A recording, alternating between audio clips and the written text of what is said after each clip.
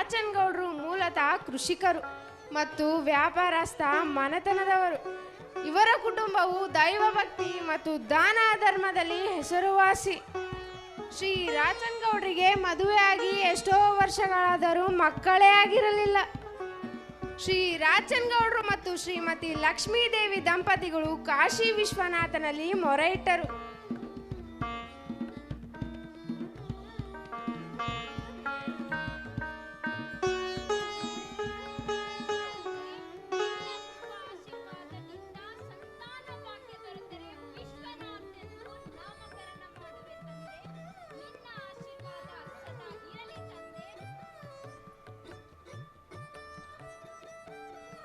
ಬೆಟ್ಟಗಳ ನಿಸರ್ಗ ಮಡಿಲಾದ ಯಾದಗಿರಿ ಜಿಲ್ಲೆಯ ಮುದ್ನಾಳ್ ಎಂಬ ಊರಿನಲ್ಲಿ ಗಂಡು ಮಗುವಿಗೆ ಜನ್ಮ ನೀಡಿದರು.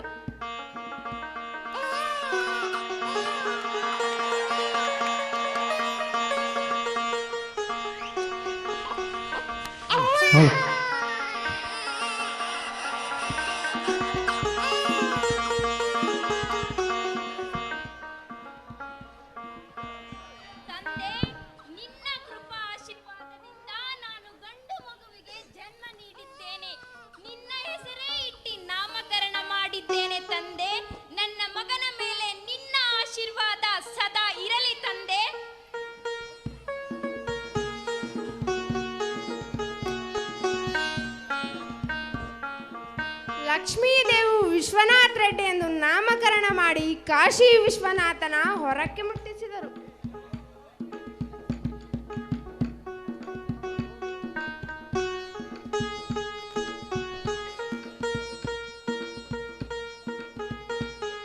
ವಿಶ್ವನಾಥ್ ರೆಡ್ಡಿಯವರ ತಾತ ಗೌಡಪ್ಪ ವಕೀಲರ ವಿಶೇಷ ಪೋಷಣೆಯಲ್ಲಿ ಬೆಳೆದು ಗುಣ ಸ್ವಭಾವವನ್ನು ಪಡೆಯುತ್ತಾರೆ.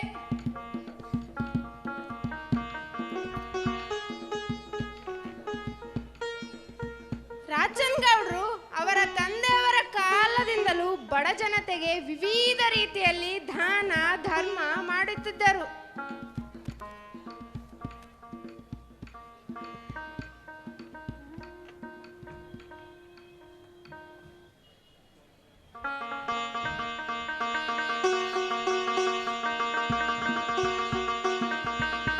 ಇದನ್ನು ಕಂಡ ವಿಶ್ವನಾಥ್ ರೆಡ್ಡಿಯವರ ಮನದಲ್ಲಿ ನಾನು ನನ್ನ ಕೊನೆ ಉಸಿರಿರೋವರೆಗೂ ದೀನ ದಲಿತರಿಗಾಗಿ ಮತ್ತು ಜನಸೇವೆಗಾಗಿ ನಿಷ್ಠುರವಾಗಿ ಸೇವೆ ಸಲ್ಲಿಸುತ್ತೇನೆ. ಇದು ನನ್ನ ಪ್ರಮಾಣ. ಅಪ್ಪ,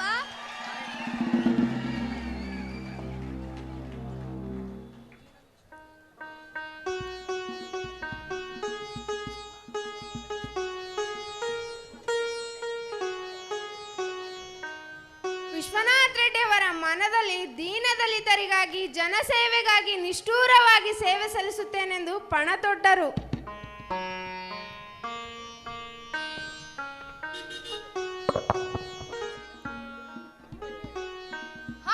ವಿಶ್ವನಾಥ್ ರೆಡ್ಡಿ ಅವರು ಬಾಲ್ಯದಲ್ಲಿಯೇ ಚುರುಕುತನವನ್ನು ಮೈಗೂಡಿಸಿಕೊಂಡಿರುವುದನ್ನು ಕಂಡುಬರುತ್ತದೆ. ಮನೆ ಅಥವಾ ಹೊರಗಿನ ಸಭೆ ಸಮಾರಂಭಗಳಲ್ಲಿ ನಿರ್ಭಯವಾಗಿ ಪಾಲ್ಗೊಂಡು ಅಲ್ಲಿ ವಿಶೇಷತೆಯನ್ನು ಮರೆಯುತ್ತಿದ್ದರು.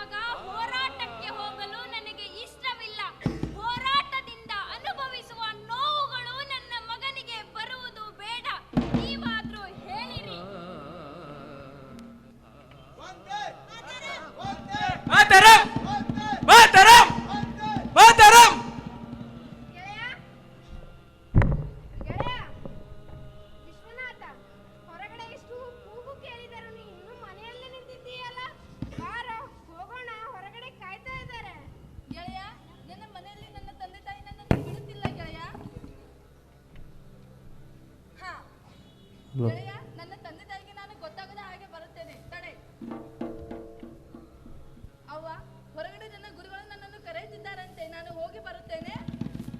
ಹೌದಾ? ಹೌದಪ್ಪ. ಸರಿ, ಹೋಗಿ ಬೇಗ ಬಾ. ಆಯ್ತು ಅಪ್ಪ.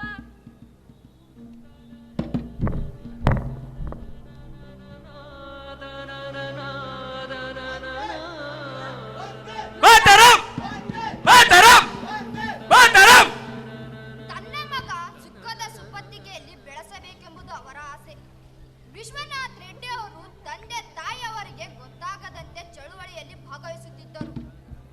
ಹೈದರಾಬಾದ್ ಕರ್ನಾಟಕ ಪ್ರಮುಖ ಹೋರಾಟಗಾರರಾದ ಶ್ರೀರಾಮಾನಂದ್ ಅವರು ಹೇಳುವಂತೆ I shall break but not bend ಎನ್ನುವಂತೆ ವಿಶ್ವನಾಥ್ ರೆಡ್ಡಿ ಅವರು ತಂದೆ ತಾಯಿ ಹಾಗೂ ಸಂಬಂಧಿಕರ ಕೂಗಿನ ಕಡೆ ಗಮನ ಕೊಡದೆ ತನಗೆನಿಸಿದಂತೆ ಹೈದರಾಬಾದ್ ಕರ್ನಾಟಕ ಸ್ವಾತಂತ್ರ್ಯ ಚಳುವಳಿಯಲ್ಲಿ ಪಾಲ್ಗೊಳ್ಳುವ ಅವಕಾಶವನ್ನು ಸದುಪಯೋಗ ಪಡೆದುಕೊಂಡರು.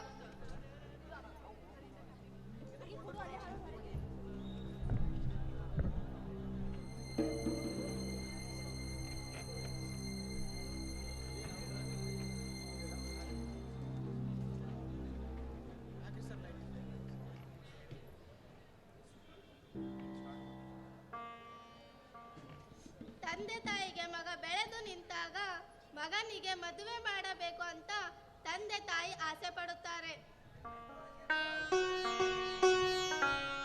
ವಿಶ್ವನಾಥ್ ರೆಡ್ಡಿ ಅವರಿಗೆ ರಾಯಚೂರು ಜಿಲ್ಲೆಯ ಕ್ರಿಸ್ತಶಕ 1944ರಲ್ಲಿ ದೇವದುರ್ಗ ತಾಲೂಕಿನ ಜೋಳದಡಿ ಎಂಬ ಗ್ರಾಮದ ಸುಸಂಸ್ಕೃತ ಮತ್ತು ಶ್ರೀಮಂತ ಮನೆತನದ ವಧು ಕೋ ನೀಲಗಂಗಮ್ಮ ಅವರನ್ನು ರೆಡ್ಡಿಯವರು ಯಾದಗಿರಿ ತಾಲೂಕಿನ ಮುತ್ತಾಳದಲ್ಲಿ ಮದುವೆಯಾದರು.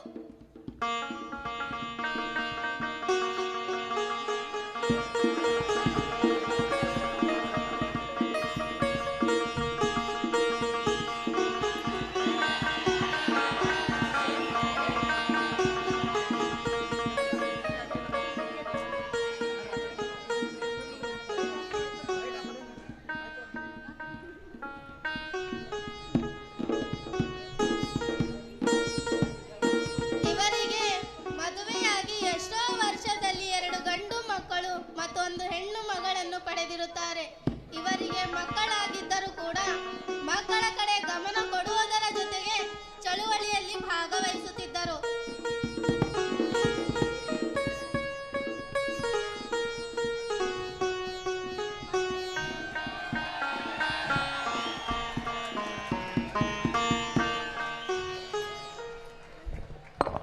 ಶತಮಾನಗಳಿಂದಲೂ ದೇಶದಲ್ಲಿ ಅಸ್ಪೃಶ್ಯತೆ ಆಚರಣೆ ಇನ್ನೂ ತಾಂಡವಾಡುತ್ತಿದೆ.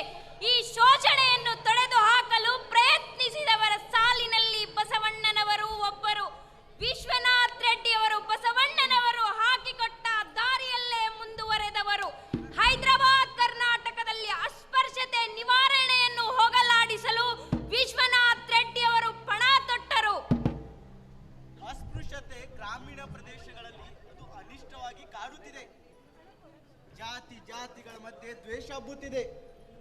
ಅದಕ್ಕಾಗಿ ನಾನು ಸ್ವರ್ಣೀಯರಲ್ಲಿ ಮೇಲು ಕೀಳು ಎಂಬ ಭಾವನೆಯನ್ನು ಕಿತ್ತು ಹಾಕಿ ಜನರಲ್ಲಿ ಆತ್ಮವಿಶ್ವಾಸವನ್ನು ಕುದುರಿಸುತ್ತೇನೆ.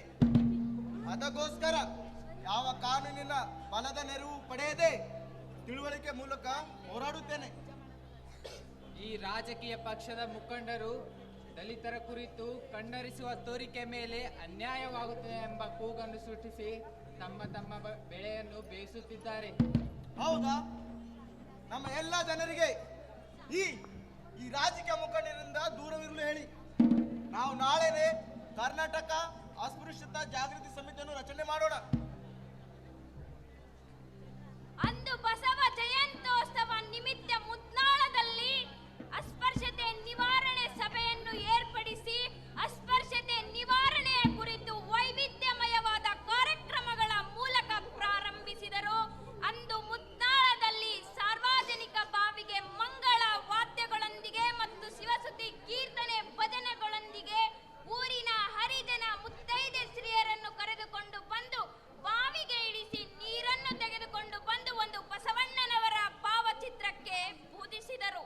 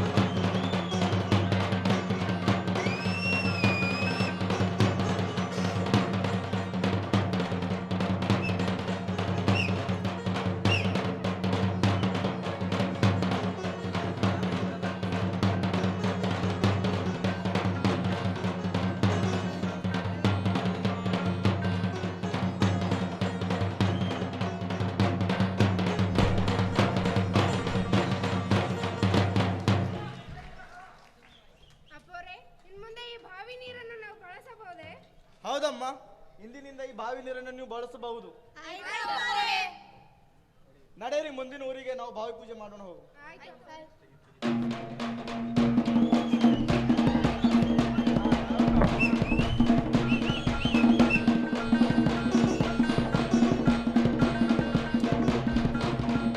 ವಿಶಿಷ್ಟ ರೀತಿಯಿಂದ ಅಸ್ಪೃಶ್ಯತೆ ನಿವಾರಣೆ ಜಾಗೃತಿ ಸಮಾರಂಭವು ಯಾವುದೇ ರೀತಿಯ ಅಡೆತಡೆಗಳು ಆಗದೆ ಶಾಂತಿಯಿಂದ ಮತ್ತು ಜನ ಬೆಂಬಲದೊಂದಿಗೆ ನಡೆಯಿತು. ಇದೇ ವಿಶ್ವನಾಥ್ ರೆಡ್ಡಿಯವರಿಗೆ ಮೂಡಿದ ಗರಿ ಎನ್ನಬಹುದು. ಅಷ್ಟೇ ಅಲ್ಲ, 1977ರಂದು ಬಿದ್ದನಹಳ್ಳಿಯ ಪಾದಯಾತ್ರೆ ಮತ್ತು 1983ರಂದು ಮೈಲಾಪುರ್ ಪಾದಯಾತ್ರೆ ಹೀಗೆ ಮಾಡಿ ಅಸ್ಪೃಶ್ಯತೆ ನಿವಾರಣೆ ಜಾಗೃತಿ ಸಮಾರಂಭವು ಎಲ್ಲರಲ್ಲಿ ಮೂಡಿಸಿದರು.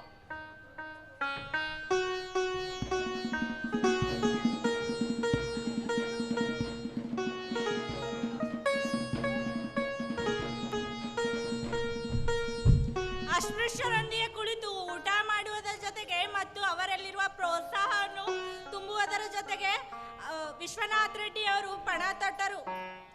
ಅವರಲ್ಲಿರುವ ಕೀಳು ಮನೋಭಾವನೆಯನ್ನು ತೊರೆಯಬಹುದು ಎಂದು ವಿಚಾರ ಮಾಡಿದ ವಿಶ್ವನಾಥ್ ರೆಡ್ಡಿ ಅವರು ಯಾದಗಿರಿ ಜಿಲ್ಲೆಯ ಮುದ್ನಾಳ್ ಎಂಬ ಊರಿನಲ್ಲಿ ಕಂತಿ ಭಿಕ್ಷೆಯನ್ನು ತೊಡಗಿದರು. ಕಂತಿ ಭಿಕ್ಷೆಯನ್ನು ತೆಗೆದುಕೊಂಡು ನಂತರ ಅವರ ಜೊತೆ ಕುಳಿತು ಊಟ ಮಾಡುತ್ತಿದ್ದರು.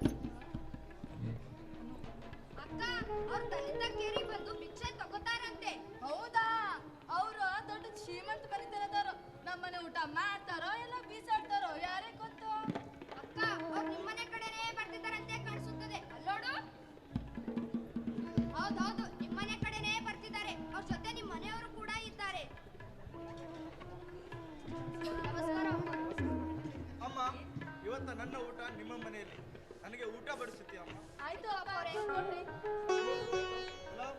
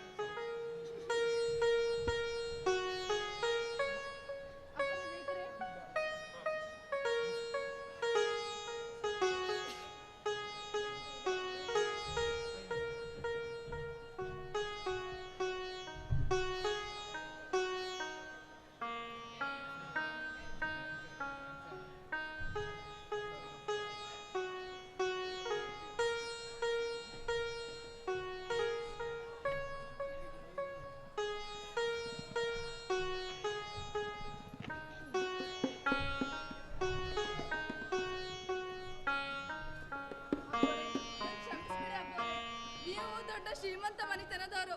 ನಮ್ಮನೆ ಊಟ ಮಾಡಲ್ಲ ಅಂತ ತಿಳ್ಕೊಂಡಿದ್ದೆ ಅಪ್ಪೋರೆ. ನೀವು ನಿಜವಾಗ್ಲೂ ಪಾಲಿನ ದೇವರು ಅಪ್ಪೋರೆ. ಅಲ್ಲ ಅಮ್ಮ, ನಾವು ನೀವು ಎಲ್ಲ ಒಂದೇ. ಈ ಜಗತ್ತಿನಲ್ಲಿರುವುದು ಎರಡೇ ಜಾತಿ, ಒಂದು ಗಂಡು ಜಾತಿ, ಒಂದು ಹೆಣ್ಣು ಜಾತಿ.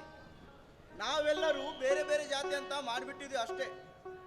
ಅದನ್ನು ಮುರಿದು ಹಾಕೋದೇ ನನ್ನ ಕೆಲಸ. ನಮಸ್ಕಾರಮ್ಮ, ಮತ್ತೆ ಬರ್ತೀನಿ.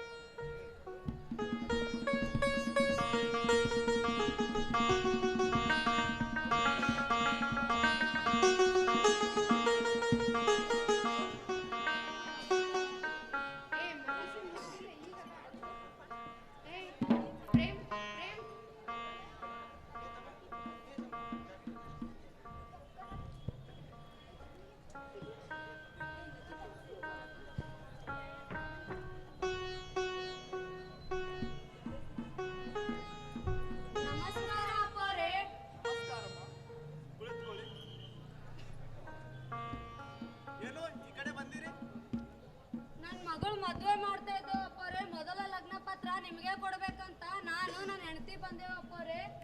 ತಗೊಳ್ಳಿ ಪತ್ರವನ್ನ. ಅಪ್ಪೋರೆ, ತಪ್ಪದೆ ನನ್ನ ಮಗಳು ಮದ್ವೆಗೆ ಬರ್ಬೇಕು ಅಪ್ಪೋರೆ. ಅಂದಂಗೆ ಮದುವೆ ಹುಡುಗನಿಗೆ ಎಷ್ಟು ವರದಕ್ಷಿಣೆ ಕೊಟ್ಟಿದ್ದೀರಿ? ಏನು ಅಂತ ಹೇಳೋದು ಅಪ್ಪರೇ, 1 ಎಕರೆ ಹೊಲ ಮತ್ತು ಬಂಗಾರ ಕೊಟ್ಟಿದ್ದೆವು. ಹೆಣ್ಣೋಡಿ ತಪ್ಪಿಗೆ ವರದಕ್ಷಿಣೆ ಕೊಟ್ಟು ಮದ್ವೆ ಮಾಡ್ಬೇಕಲ್ಲ ಅಪ್ಪೋರೆ. ಅಲ್ಲ, ನೀವು ತಿಳಿದವರು. ವರದಕ್ಷಿಣೆ ಕೊಡುವುದು ಹಾಗೂ ತೆಗೆದುಕೊಳ್ಳುವುದು ಒಂದು ಪಾಪ. ಮದ್ವೆ ಮಾಡ್ಲಿಲ್ಲ ಅಂದ್ರೆ ಹೆಣ್ಮಕ್ಳನ್ನ ಮನೆಯಲ್ಲಿ ಇಟ್ಕೊಂಡು ಕೂಡ್ಬೇಕಾಗುತ್ತಲ್ಲ ಅಪ್ಪ ಅವ್ರೆ.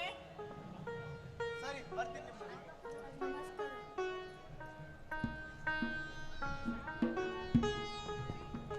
ಅಲ್ಲ, ಬಾವು ತೆಗೆದುಕೊಳ್ಳೋದು ಒಂದು ಪಾಪ. ಇದನ್ನು ಪರಿಹಾರ ಮಾಡಬೇಕೆಂದರೆ ಜನರಲ್ಲಿ ಇದರ ಜಾಗೃತಿ ಮೂಡಿಸುವುದೇ ಮುಖ್ಯ.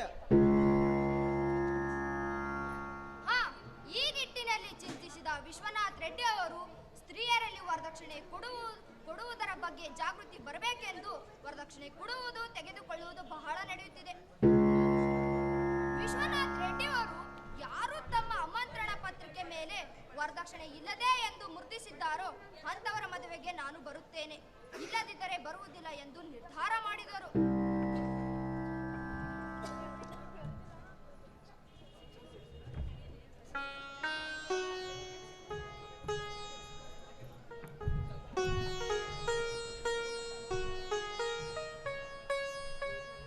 ವಿಶ್ವನಾಥ್ ರೆಡ್ಡಿ ಅವರು ಎಲ್ಲರನ್ನೂ ಸರ್ವ ಸಮಾನ ದೃಷ್ಟಿಯಿಂದ ಕಾಣುತ್ತಿದ್ದರು. ಅದರಲ್ಲೂ ಎಲ್ಲಾ ಜನಾಂಗವರೊಂದಿಗೆ ಬೆರೆಯುತ್ತಿದ್ದರು. ಅದರಲ್ಲಿ ಮುಸ್ಲಿಮರ ಜೊತೆಗೂ ಬೆರೆಯುತ್ತಿದ್ದರು. ಎಲ್ಲರನ್ನೂ ಸರ್ವ ಸಮಾನ ದೃಷ್ಟಿಯಿಂದ ಕಾಣುತ್ತಿದ್ದರು.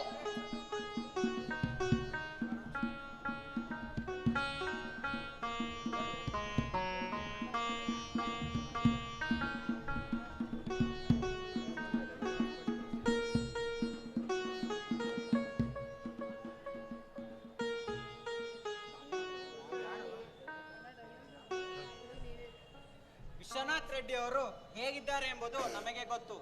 ನಾವು ಯಾದಗಿರಿಯ ಮುಸಲ್ಮಾನರು.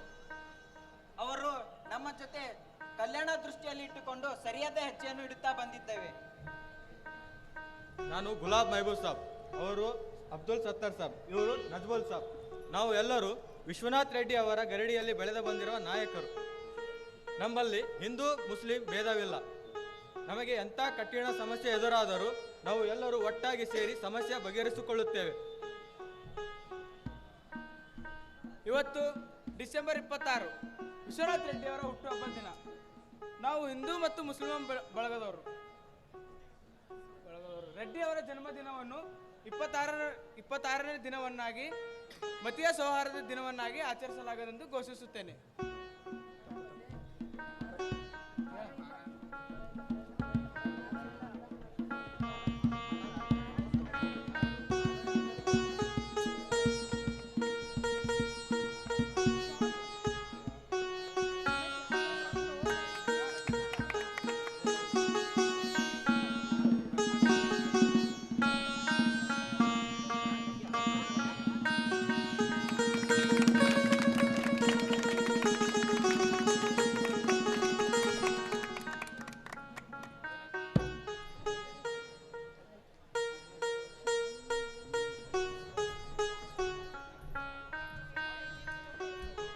ಈ ರೀತಿಯಾಗಿ ವಿಶ್ವನಾಥ್ ರೆಡ್ಡಿ ಅವರು ಮುಸ್ಲಿಮರ ಜೊತೆ ಸ್ನೇಹ ಮತ್ತು ವಿಶ್ವಾಸ ಕೊನೆಯವರೆಗೂ ಮುಂದುವರಿಸಿಕೊಂಡು ಬಂದವರು.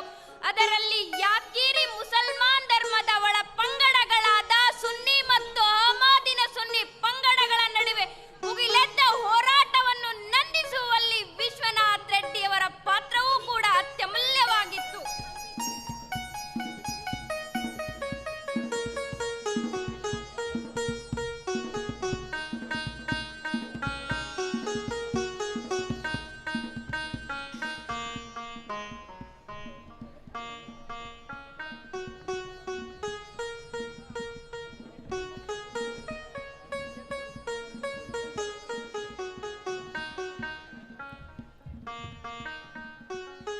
ರಾಜ್ಯ ಮತ್ತು ರಾಷ್ಟ್ರದಂತಹ ಬಸವ ತತ್ವ ಮತ್ತು ಸಿದ್ಧಾಂತಗಳನ್ನು ಪ್ರಚಾರಪಡಿಸಲು ಕ್ರಿಸ್ತ ಶಕ 1964 ಪಿಡಿ ಜತ್ತಿ ಅವರು ಬಸವ ಸಮಿತಿಯನ್ನು ಸ್ಥಾಪಿಸಿದರು. ಈ ಬಸವ ಸಮಿತಿಗೆ ವಿಶ್ವನಾಥ್ ರೆಡ್ಡಿ ಅವರು ಸೇರಿ ಬಸವಣ್ಣನವರ ವಿಚಾರಗಳನ್ನು ಪ್ರಚಾರಪಡಿಸಲು ಜನಸಾಮಾನ್ಯರಿಗೆ ಜಾಗೃತಿಗೊಳಿಸಲು ತಮ್ಮನ್ನು ಸಂಪೂರ್ಣವಾಗಿ ತೊಡಗಿಸಿಕೊಂಡರು. ಬಂಧುಗಳೇ, ಬಸವಣ್ಣನವರ ಹೇಳುವಂತೆ ಎನಗಿಂತ ಕಿರಿಯರಿಲ್ಲ, ಶಿವಭಕ್ತರಿಗಿಂತ ಹಿರಿಯರಿಲ್ಲ ಅಂತ ಹೇಳಿದ್ದಾರೆ. ಅದನ್ನು ನಂಬಿದರಿಂದ ನಾನು ಬಸವ ಸಮಿತಿ ಅಧ್ಯಕ್ಷರಾದ ಬಿ ಡಿ ಜತ್ತಿಯವರೊಂದಿಗೆ ಬಸವ ಸಮಿತಿ ಉಪಾಧ್ಯಕ್ಷನಾಗಿ ಪ್ರಾಮಾಣಿಕವಾಗಿ ಸೇವೆ ಸಲ್ಲಿಸುತ್ತೇನೆ. ಈ ಬಸವ ಸಮಿತಿಗೆ ಸದಸ್ಯರಾಗಲು ಇಚ್ಛಿಸುವವರು ತಮ್ಮ ಹೆಸರನ್ನು ನೋಂದಿಸಬಹುದು.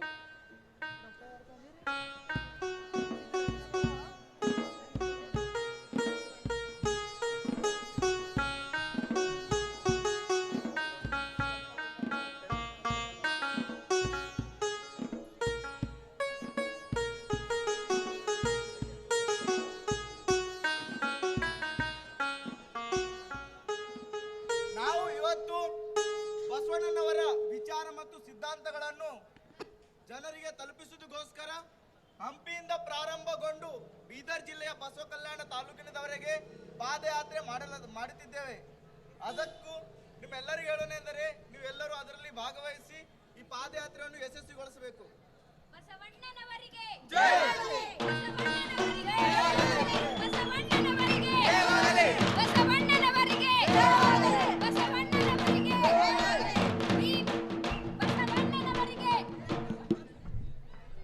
ಈ ಬಸವ ಸಮಿತಿಯ ಪಾದಯಾತ್ರೆ ಇಂದಲೇ 1,60,000 ರೂಪಾಯಿಗಳನ್ನು ಸಂಗ್ರಹಿಸಿದರು. ಈ ದೇಣಿಗೆಯ ಹಣದಿಂದ ಬೆಂಗಳೂರಿನಲ್ಲಿ 6 ಮಂಜಲಿನ ಬಸವ ಭವನಗಳನ್ನು ನಿರ್ಮಿಸಿದರು. ಇದು ವಿಶ್ವನಾಥ್ ರೆಡ್ಡಿ ಅವರ ಕೊಡುಗೆ ಎಂದರೆ ತಪ್ಪಾಗಲಾರದು. ಧನ್ಯವಾದಗಳು.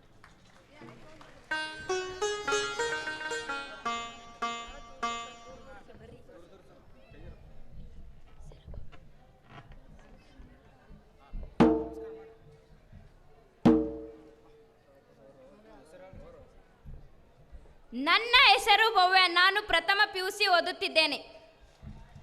ನನ್ನ ಹೆಸರು ಈಶ್ವರಿ. ನಾನು ಪ್ರಥಮ PUCಯಲ್ಲಿ ಓದುತ್ತಿದ್ದೇನೆ.